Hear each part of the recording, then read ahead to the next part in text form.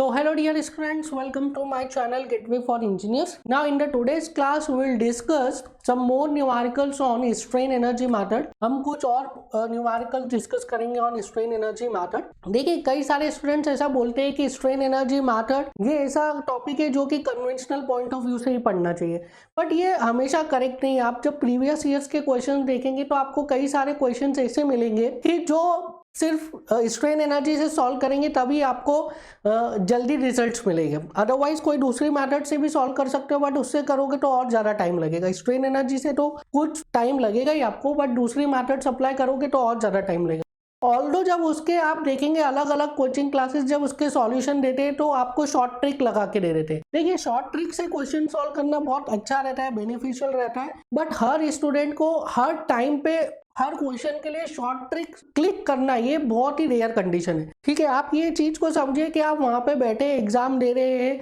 और उस टाइम पे एग्जाम का प्रेशर है और उस प्रेशर में आपको एक नए क्वेश्चन के लिए नया शॉर्ट ट्रिक क्लिक कर जाना ये बहुत ही रेयर चीज है। बट अदर देन दैट अगर आपको मेथड पता है, अगर आपको स्टेप्स पता है उसको सॉल्व करने के, तो डेफिनेटली आप वो स्टेप से तो सॉल्व कर ही सकते हैं। तो वहां पे होता क्या है कि जब आप बैठ के एग्जाम देते हैं और स्लोप एंड डिफ्लेक्शन का क्वेश्चन आता है तो आप यही सोचते रह जाते हैं कौन सी मेथड से करना है, क्या शॉर्ट ट्रिक लगाना है, और कई बार करेक्ट शॉर्ट ट्रिक सही टाइम पे क्लिक नहीं करते। बट अगर आपको प्रोसीजर पता है तो आप इजीली क्वेश्चन बना जाते हैं। थोड़ा सा माइनर सा टाइम ज्यादा लगता है, डेफिनेटली मैं बोल रहा हूँ, बट आपको अगर करेक्ट आंसर चाहिए तो आपको प्रोसीजर तो आना ही चाहिए। शॉर्ट ट्रिक भी हम अभी डिस्कस करेंगे इन द नेक्स्ट 2 और 3 लेक्चर्स। हम सिर्फ और सिर्फ शॉर्ट ट्रिक से ही देखेंगे कि किस तरीके से शॉर्ट ट्रिक से स्लोप एंड डिफ्लेक्शन के क्वेश्चन सॉल्व किए जाते हैं। बट शॉर्ट ट्रिक के साथ में मैं आपको बता रहा हूँ ना, आपको प्रोसीजर पता होना बहुत जरूरी है, इसलिए हम स्लोप एंड डिफ्लेक्शन से इतने क्वेश्चंस को डिस्कस कर रहे हैं, हर मेथड से हम क्वेश्चंस को डिस्कस कर रहे हैं, क्योंकि वहां पे अगर आपको शॉर्ट ट्रिक क्लिक कर गया तो that is well and good, but as a experience हम बता रहे हैं कि वहां पे उस एटमोस्फेयर में नए क्वेश्चन के लिए शॉर्ट ट्रिक क्लिक करना, जो जिस पैटर्न के क्वेश्चन आपने किए हुए प्रैक्टिस उसके लिए शॉर्ट ट्रिक आपको क्लिक कर जाएगा, बट जिस पैटर्न के क्वेश्चंस आपने प्रैक्टिस नहीं किए उसके लिए शॉर्ट ट्रिक नया क्लिक करना थोड़ा सा डिफिकल्ट रहता है। अगर आपको प्रोसीजर पता है, आपको मेथड्स पता है, उससे आप सॉल्व करते हैं तो आपको डेफिनेटली आंसर मिल जाता है। शॉर्ट ट्रिक अगर आपको क्लिक करता है तो वो तो सबसे बेस्ट है ही, बट हर बार शॉर्ट ट्रिक क्लिक नहीं करते, इसलिए हम मेथड्स पे भी अच्छे से अपना कमांड कर रहे हैं। So the next question is in front of you have to calculate reaction at point A. What you have to calculate? You have to calculate reaction at point A. So this is a stepped beam, ठीक है, and इस stepped beam के लिए आपको क्या करना है, reaction calculate करना है at point A. This is point A, this is B and this is C. So आप देख सकते हैं इस क्वेश्चन को, this is a indeterminate structure and इस इनडिटर्मिनेट स्ट्रक्चर का आपको रिएक्शन कैलकुलेट करना है पॉइंट A पर। नाउ हमें पता है कि अगर इनडिटर्मिनेट स्ट्रक्चर्स के लिए हमें रिएक्शन बताना है तो हम directly equation of static equilibrium को सिर्फ यूज करके रिएक्शंस नहीं बता सकते, हमें कुछ कॉम्पैटिबिलिटी कंडीशंस डेराइव करनी पड़ेगी। ठीक है, डायरेक्टली जो है सिर्फ और सिर्फ इक्वेशन ऑफ स्टैटिक इक्विलिब्रियम को यूज करके आप रिएक्शंस नहीं कैलकुलेट कर सकते। आपको क्या करना पड़ेगा, आपको कॉम्पैटिबिलिटी कंडीशन डेवलप करनी पड़ेगी। एंड कॉम्पैटिबिलिटी कंडीशन किसकी टर्म्स में रहती है, कॉम्पैटिबिलिटी कंडीशन डिफॉर्मेशन और यू कैन से डिफ्लेक्शन की टर्म्स में रहती है। So for this structure number of unknowns क्या है, बी पे 3 है और ए पे के टोटल 4 नंबर ऑफ अननोन्स है, एंड हमारे पास नंबर ऑफ स्टैटिक इक्विलिब्रियम की कंडीशन कितनी, ओनली 3। तो हमें एक एडिशनल कॉम्पैटिबिलिटी इक्वेशन चाहिए, and that additional compatibility equation हमें कहाँ से मिल जाती है, हमें स्लोप एंड डिफ्लेक्शन से मिल जाती है। That is deflection at A is 0। So deflection at A delta A is 0। क्या मैं डेल्टा ए को लिख सकता हूँ, it is equals to reaction अगर मैं कंसीडर करूँ पॉइंट ए पर, तो reaction at point A is R A, it is equals to del by del RA of U. So this is equals to how much 0. तो ये क्या मिल गया हमको, ये एक हमें एडिशनल कॉम्पैटिबिलिटी कंडीशन मिल गई है जिससे हम इस स्ट्रक्चर की सारी रिएक्शंस निकाल सकते हैं। आपसे क्वेश्चन में एक ही रिएक्शन पूछी, that is reaction at point A, easily calculate कर सकते हैं। So we have to calculate what, we have to calculate del U by del RA और उसको हम इक्वेट कर देंगे 0 के बराबर, तो हमें क्या मिल जाएगा, आर ए की वैल्यू मिल जाएगी। तो कैलकुलेट करिए del U by del RA।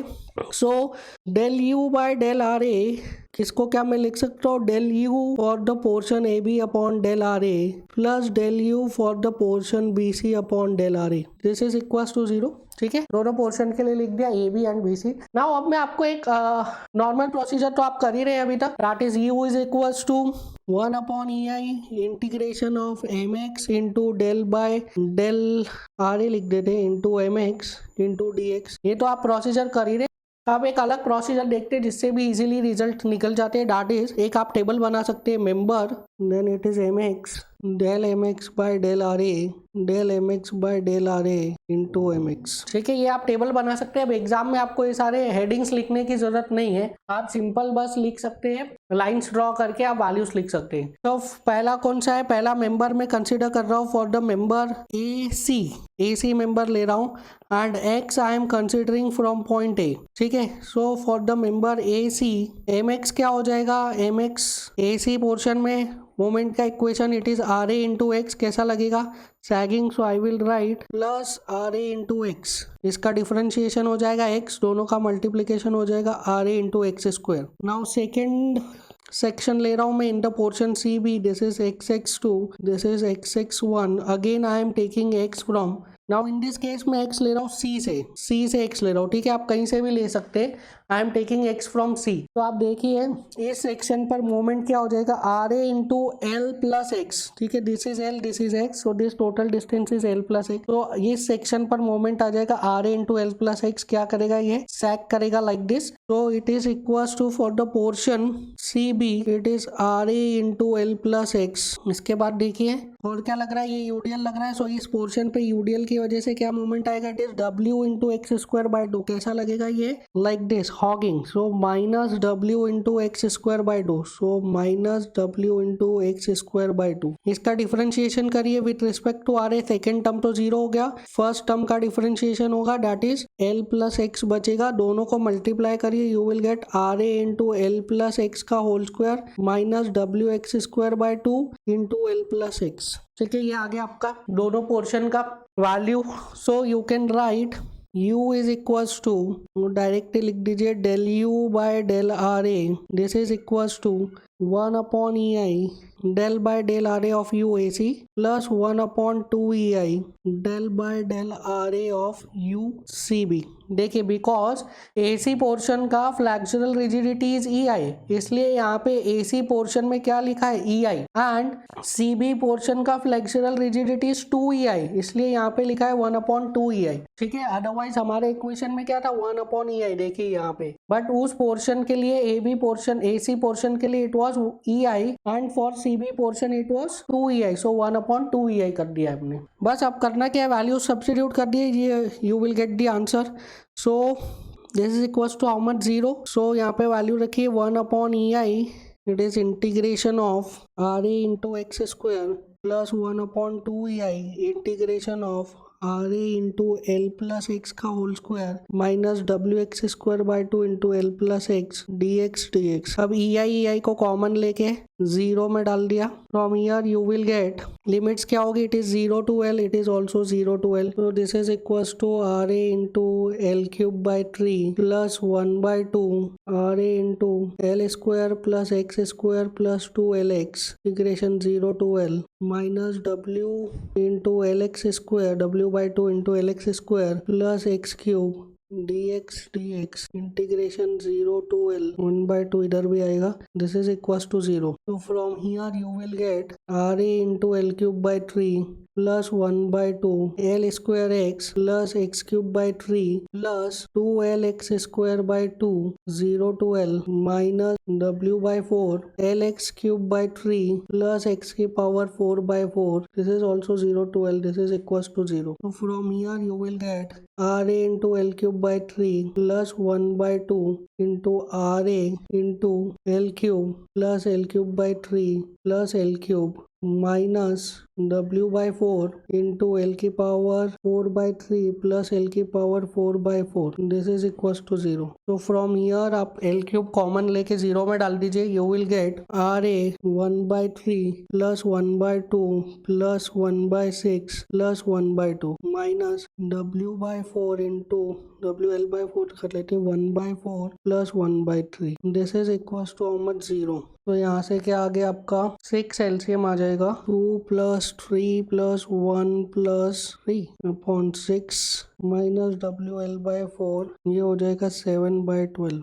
This is equal to 0। तो RA इंटू 3 और 1 4 3 7 2 9 9/6 this is equal to WL/4 into 12 तो 7 तो 6 2 हो गया। तो RA हो जाएगा 7WL/72। तो RA आ जाएगा 7WL/72। RA कितना आ गया 7WL/72। ठीक है, तो इस तरीके से हम क्या कर सकते हैं, by using the concept of slope and deflection indeterminate structures को भी सॉल्व कर सकते हैं। कैसे सॉल्व कर सकते हैं, हम कुछ कॉम्पैटिबिलिटी कंडीशंस डेवलप कर सकते हैं। तो एग्जाम में आपसे इनडिटर्मिनेट स्ट्रक्चर से रिलेटेड भी क्वेश्चन पूछेगा।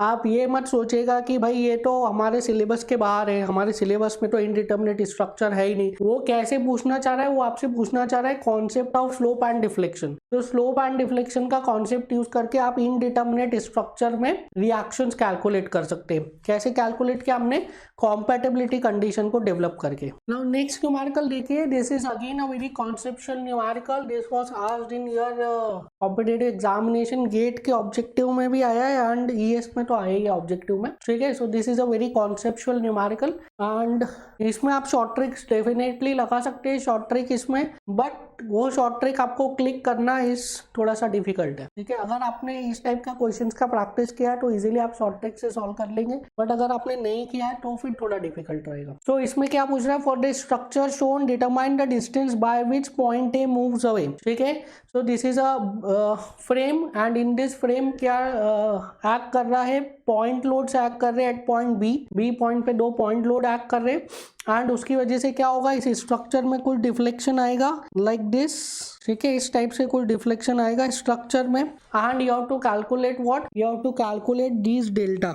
So this is delta and this is also delta. ठीक है, so you have to calculate the value of what, you have to calculate the value of the amount by which point A moves away. अब point A कितना एक दूसरे से away move करेगा, it is delta plus delta, that is 2 delta। Initial distance था point A के बीच में a, final distance होगा पॉइंट ए के बीच में a प्लस 2 डेल्टा। तो the amount by which point A moves away will be 2 delta. आपको क्या calculate करना है, delta plus delta that is 2 delta. ठीक है, एंड एग्जामिनर का एक इसके पीछे इंटेंशन भी था कि 2 डेल्टा ही पूछना था उसको, बिकॉज 2 डेल्टा के लिए ही स्ट्रक्चर में सिमेट्री बनेगी, डेल्टा के लिए स्ट्रक्चर में सिमेट्री नहीं बनेगी। देखिए इसको कैसे सॉल्व करते। नाउ सिंस हमें इस क्वेश्चन को सॉल्व कर रहे हैं by strain energy method and strain energy सिर्फ उसी पॉइंट पे डिफ्लेक्शन देता है जिस पॉइंट पर कॉन्सेंट्रेटेड लोड लग रहा हो। अब यहाँ पे पॉइंट ए पर कोई कॉन्सेंट्रेटेड लोड नहीं लग रहा है, दैट मीन्स हमें क्या करना पड़ेगा, हमें एक डमी या इमेजनरी कॉन्सेंट्रेटेड लोड अप्लाई करना पड़ेगा at point A. So point A पर मैं क्या लगा रहा हूँ, dummy concentrated load P dash. ठीक है, पॉइंट ए पर हमने क्या लगा दिया, dummy concentrated load P dash लगा दिया and we will calculate total strain energy del U और उसको डिफरेंशिएट करेंगे with respect to P dash और P डैश की वैल्यू को 0 रख देंगे तो हमें क्या मिलेगा, हमें मिलेगा the amount by which point A moves away that is 2 delta मिलेगा। हमें डेल्टा नहीं मिलेगा, देखिए 2 P डैश लगा, इधर भी P डैश इधर भी P डैश, तो ये भी डेल्टा ये भी डेल्टा, 2 डेल्टा हमें मिलेगा। ठीक है, समझ में आया, हमें क्या मिलेगा, 2 डेल्टा मिलेगा। इसकी वजह से we will get the value of 2 delta. So we can solve this question. आप हर मेंबर में एनर्जी कैलकुलेट कीजिए, सभी एनर्जी का सम कर दीजिए, उसको डिफरेंशिएट करिए with respect to P dash और P डैश को क्या रखिए, P डैश को 0 के बराबर रख दीजिए। You will get the value of what, you will get the value of 2 delta. So calculate करते हैं इसको। तो again I will make table बना के इजिली सॉल्व हो जाएगा। So member, then equation of moment that is mx, then del by del P dash of mx, then del by del P dash of mx into mx and P dash की value को क्या रख देंगे, 0। ठीक है, तो अब देखिए इसमें कितने मेंबर है, मेंबर ए सी दोनों क्या है, सिमेट्रिकल है, ठीक है। तो ए सी के लिए हम एनर्जी कैलकुलेट करेंगे, उसको डबल कर देंगे। Member C B and C B ये दोनों क्या है, सिमेट्रिकल है, तो एक सी बी के लिए एनर्जी कैलकुलेट करेंगे, उसको डबल कर देंगे। और क्या बचा, मेंबर सी इसके लिए कैलकुलेट कर लेंगे। तो टोटल 5 मेंबर है, A C 2 A C plus 2 C B plus C C. So सबसे पहले ए सी के लिए कैलकुलेट करिए, calculate the values for A C. So A C के लिए कैलकुलेट करते हैं for the member A C के लिए देखिए सेक्शन ले रहे हैं हम, I am taking this section from, distance कहाँ से लूंगा, फ्रॉम पॉइंट ए से, क्योंकि उसमें सिर्फ एक ही फोर्स आएगा, ई डैश। तो distance x I am taking from point A, तो this is x section and x section का डिस्टेंस कहाँ से ले रहा हूँ मैं, पॉइंट ए से ले रहा हूँ, ठीक है। पॉइंट ए से सेक्शन डिस्टेंस लिया है मैंने। तो ए सी मेंबर में कितना मोमेंट होगा at this section x, it is P dash into x. कैसा होगा, anti clockwise, it is anti clockwise, so I am taking minus, तो it will be minus p dash into x। इसका differentiation with respect to p dash will be minus x। इन दोनों को multiply करिए और p dash की value को 0 रख दीजिए, सो p dash into x square, p dash की वैल्यू को 0 रखा तो ये कितना आ गया, दिस इज इक्वल्स टू 0, ठीक है। तो AC के लिए क्या हो गया, जो फाइनल टर्म चाहिए वो क्या हो जाएगा, 0। अब करते हैं for the member CB। Now for the member CB, what I am doing, I am considering a section x2 x2। So this is x2 x2 section and इसका डिस्टेंस मैं कहाँ से ले रहा हूँ, फ्रॉम बॉटम, क्योंकि बॉटम में सिर्फ एक ही फोर्स है, ठीक है। x2 x2 का डिस्टेंस कहाँ से ले रहे हैं, बॉटम से ले रहे हैं, ठीक है, because only one force is there, यहाँ पे बॉटम में सिर्फ एक ही फोर्स है। सो x2 x2 सेक्शन के लिए मोमेंट का इक्वेशन लिखेंगे तो क्या आएगा, it is p into small x, कैसा, anti clockwise, p into small x anti clockwise. तो I will write minus p into small x। इसका डिफरेंशिएशन करिए, इसका mx का डिफरेंशिएशन करिए with respect to p dash, कितना हो जाएगा, it is 0।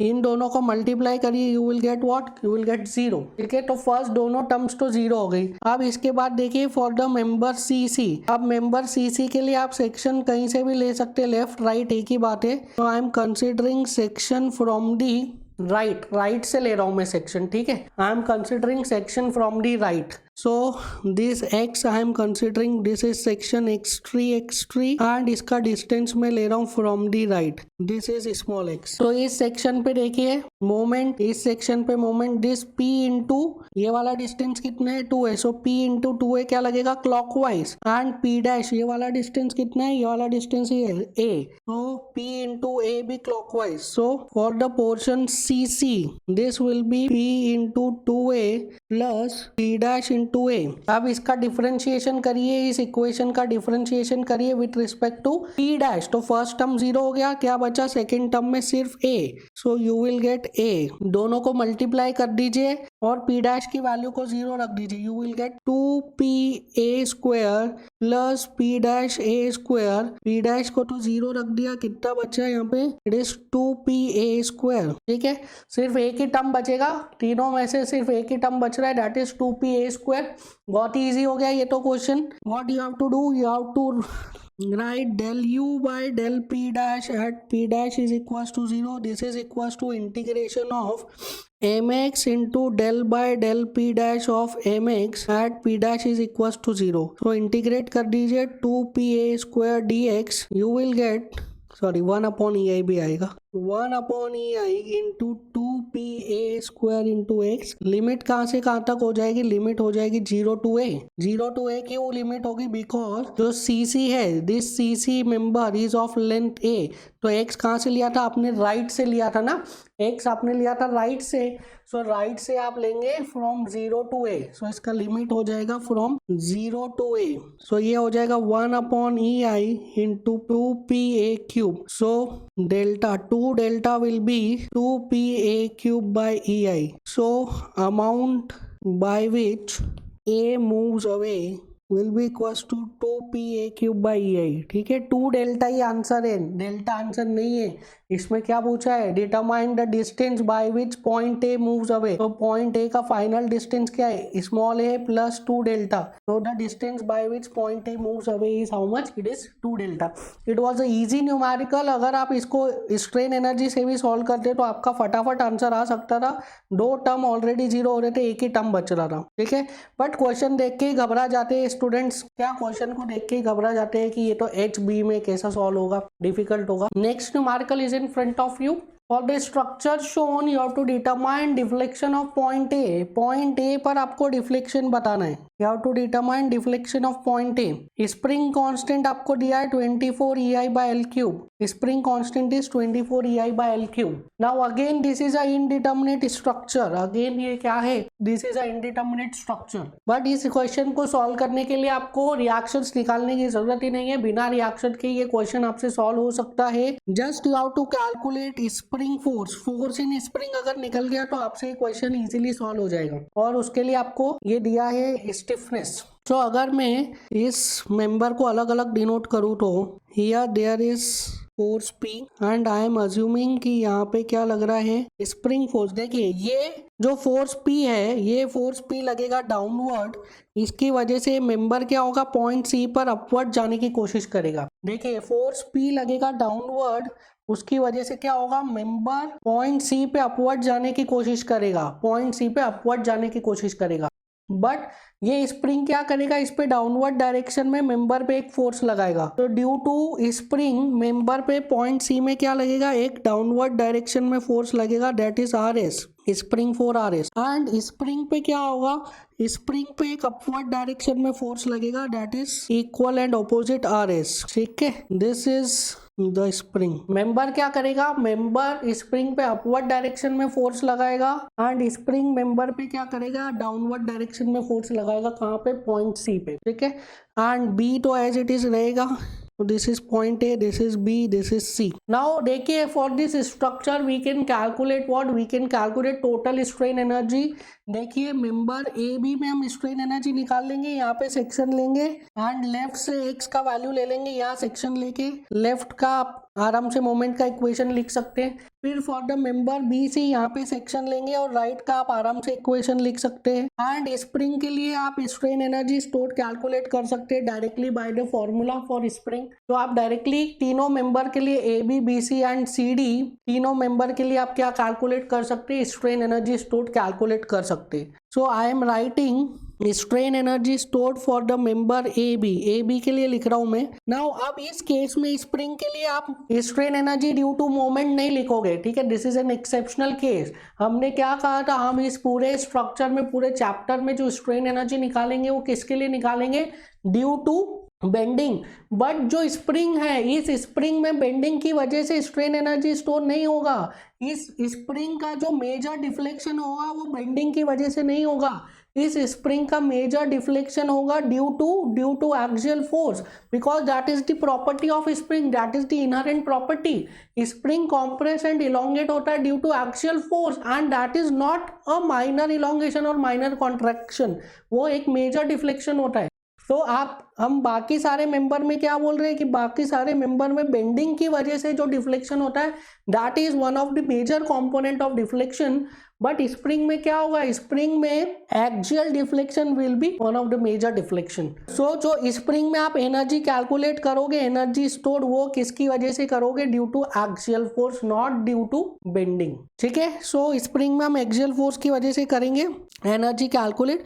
So in this case you can apply U is equals to 1/EI integral of mx into del by del P of mx into dx। और you can apply, अच्छा ये तो directly delta ही आ जाता है, not U। और you can apply U is equals to integration of mx square upon 2EI into dx। But spring के लिए आप ये वाला इक्वेशन नहीं लगा सकते, ठीक है, दोनों इक्वेशन नहीं लगा सकते। फॉर स्प्रिंग आपको लिखना पड़ेगा, this is for member and for spring you have to write u is equals to half into p into delta. ठीक है, half into P into delta लिखना पड़ेगा फॉर स्प्रिंग. सो मैं निकाल रहा हूँ for the member A B. So U for the member A B this is equals to integration of M x square D x upon 2EI. M X का equation लिखिए for the member A B member के लिए. देखिए अच्छा इसमें length नहीं दिया है, दे देते. This is L by 2, this is L. For the member AB आप बताइए, I am taking section XX and X I am taking from the left. तो इस सेक्शन पर बताइए कितना मोमेंट आ जाएगा. It is P into x. कैसा लग रहा है? Hugging. It is hugging. So minus P into x. Square करेंगे तो क्या हो जाएगा? P square x square D x upon 2EI. So integral की लिमिट क्या हो जाएगा? 0 to L by 2. देखिए ए बी पोर्शन क्या है? It is from 0 to L by 2. A B portion is varying from 0 to L by 2. So you will get you A B this is equals to P square x cube by 3 to the 6EI. Limits आ जाएगी 0 to L by 2. तो P square upon 6EI into L cube by 8. तो ये हो जाएगा P square L cube upon 6 8 48EI. So you A B आ गया. For the portion B C आप लिखे integration of M x square D x upon 2EI.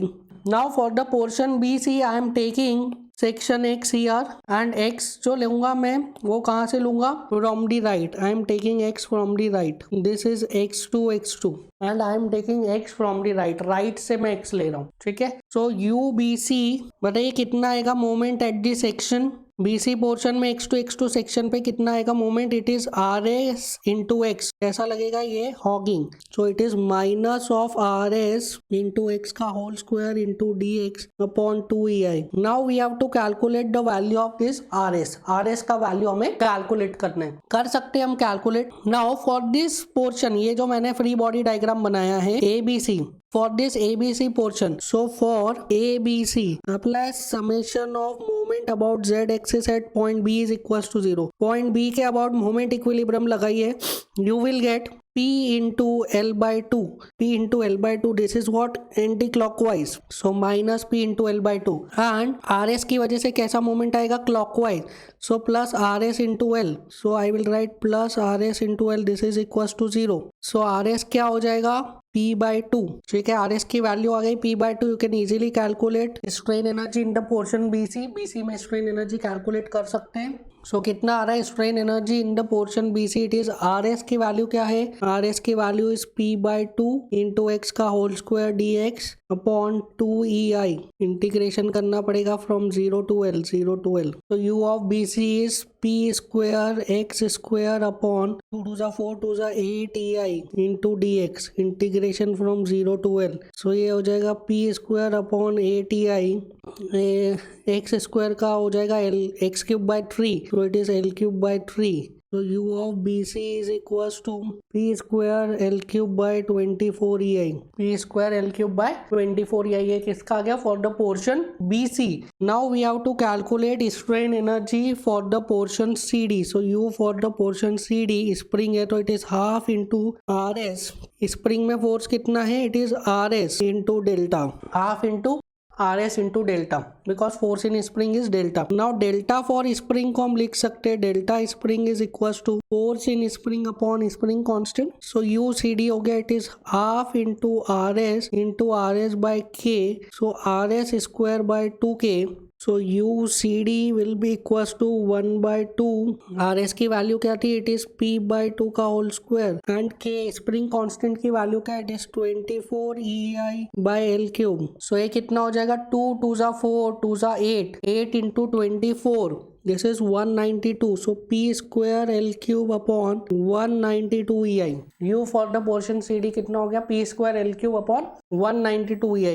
Now we know that total strain energy is strain energy for the portion AB plus strain energy for the portion BC plus strain energy for the portion CD. AB के लिए कितना था strain energy? It is P L cube by P square L cube by 48EI.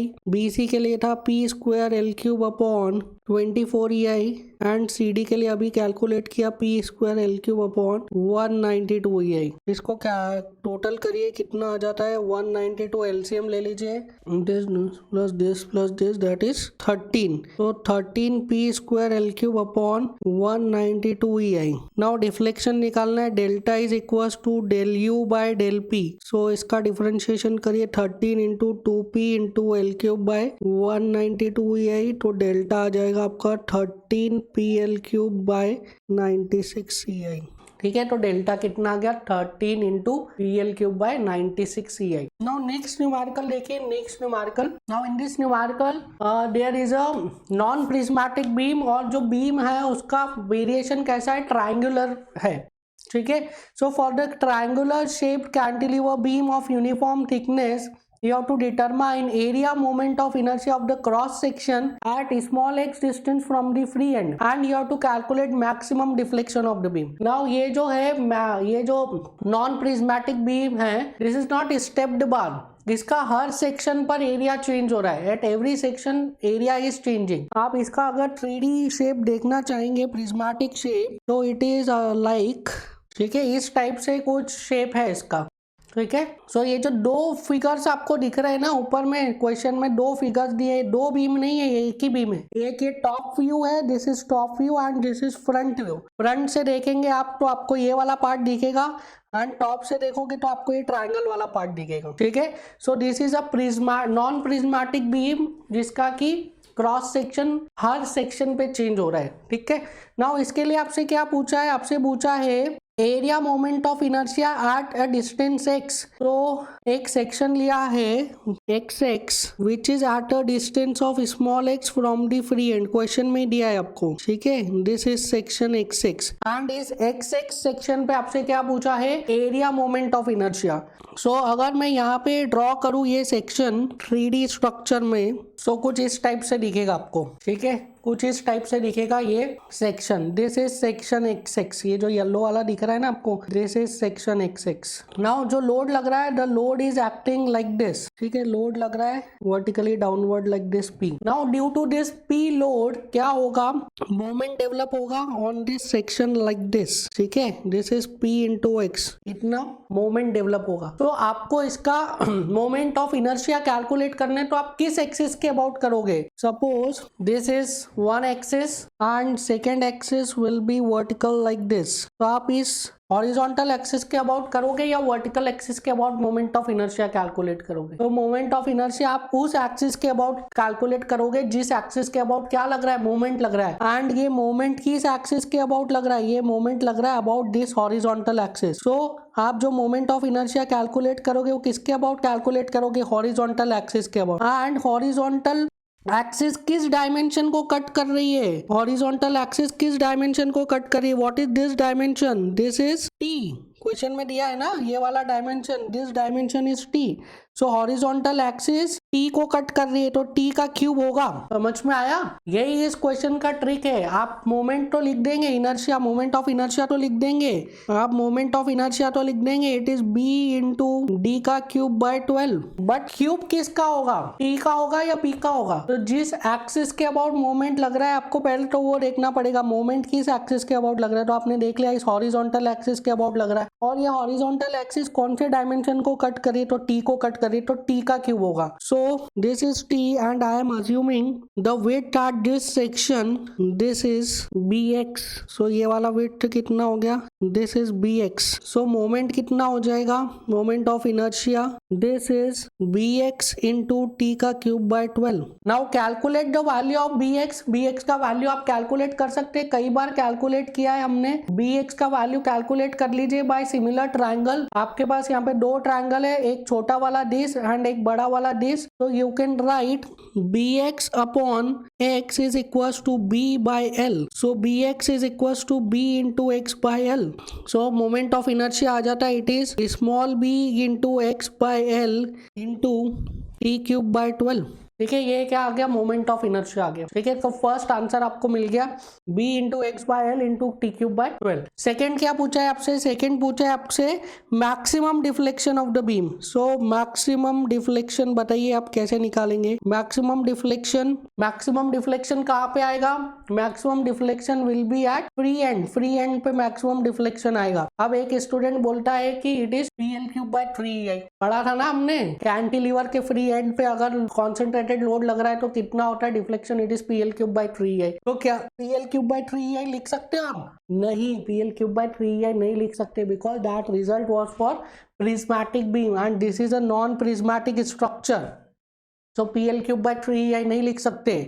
So maximum deflection कैसे निकालोगे, you will calculate delta max, that is delta at free end, this is equals to del u by del p, del u by del p से निकालना पड़ेगा, and u is equals to integration of mx square dx upon 2EI, and यहाँ पे इस EI को constant मान के बाहर नहीं निकाल सकते हो, you cannot write 1 upon EI 1 upon 2EI integration of mx square dx, आप नहीं लिख सकते, बिकॉज ये EI भी किस पे डिपेंड कर रहा है, x पे। ठीक है, सो u will be equals to mx कितना हो जाएगा, किसी भी सेक्शन पे देखिए, इस सेक्शन x पे मोमेंट कितना हो रहा है, it is p into x, so mx will be p square x square into d x upon 2 into e. I की वैल्यू क्या है, अभी कैलकुलेट किया, it is b into x into T cube upon l into 12, integration from 0 to l। So u is equal to p square, एक x से एक x cut जाएगा, p square x d x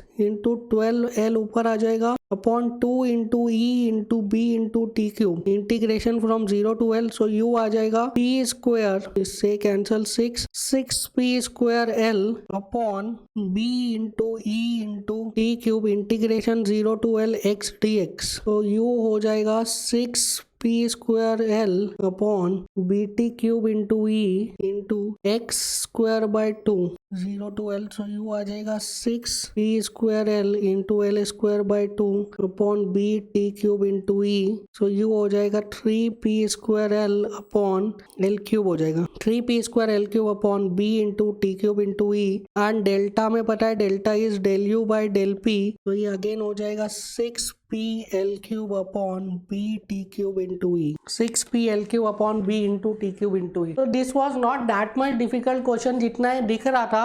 सिर्फ और सिर्फ आपको क्या कैलकुलेट करना था इसमें, सिर्फ और सिर्फ आपको मोमेंट ऑफ इनर्शिया कैलकुलेट करना था। अगर मोमेंट ऑफ इनर्शिया आपने करेक्ट कैलकुलेट कर लिया तो आप इजीली इस क्वेश्चन को सॉल्व कर ले जाते थे। ठीक है, बाकी तो क्या था, आपको वही स्ट्रेन एनर्जी का ही फॉर्मूला लगाना था। सो आई होप कि आपको सभी न्यूमेरिकल समझ में आए होंगे और इन न्यूमेरिकल से आपका अंडरस्टैंडिंग इंक्रीज हुआ होगा रिगार्डिंग स्ट्रेन एनर्जी मेथड। तो will meet in the next class and will discuss बहुत सारे numericals by objective point of view, काफी सारे शॉर्ट ट्रिक्स देखेंगे किस तरीके से आपको ऑब्जेक्टिव्स के लिए अप्रोच करना है for slope and deflection. So we'll discuss all these things in the next class. This is it for the today's class. We'll meet in the next class. Thank you.